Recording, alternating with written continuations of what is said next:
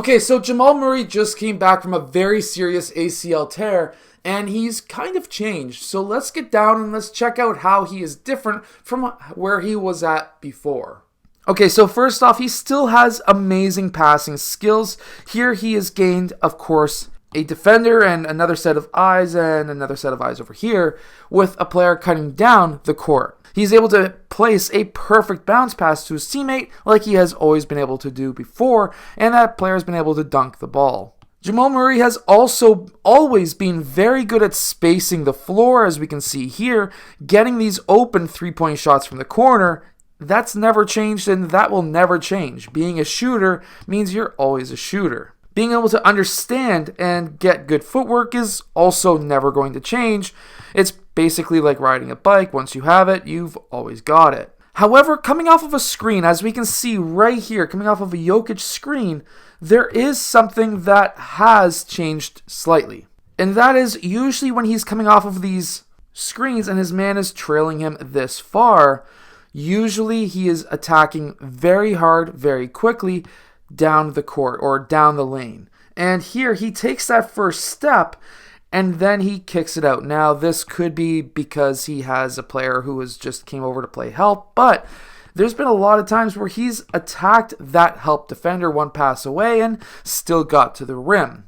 Also coming off of this attack right here, he's kind of keeping that leg very straight.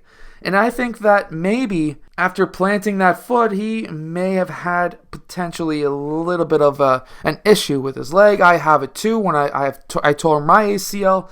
And whenever I plant that foot and want to attack, you kind of get a little bit of a pinch sometimes, and it hurts. And you want to pass the ball up to somebody else who can hit the three. He's also not changing directions as fast as he did before, and he's unable to beat his defender here to get to that rim. What he resorts to is, of course, a low post-up as a guard, and he's able to then get to that rim.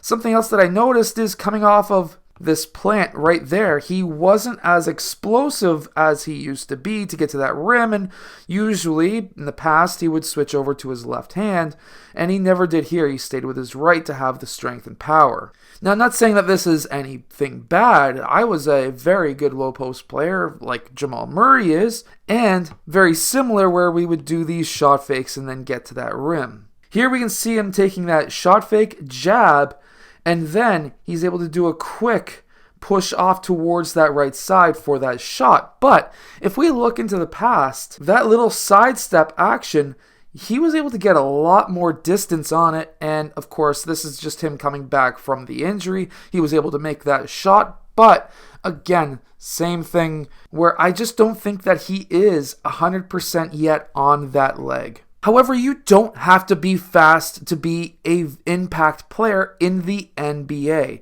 Here we can see him being able to finish at the rim, driving on his defender. And he's not doing this very quickly either.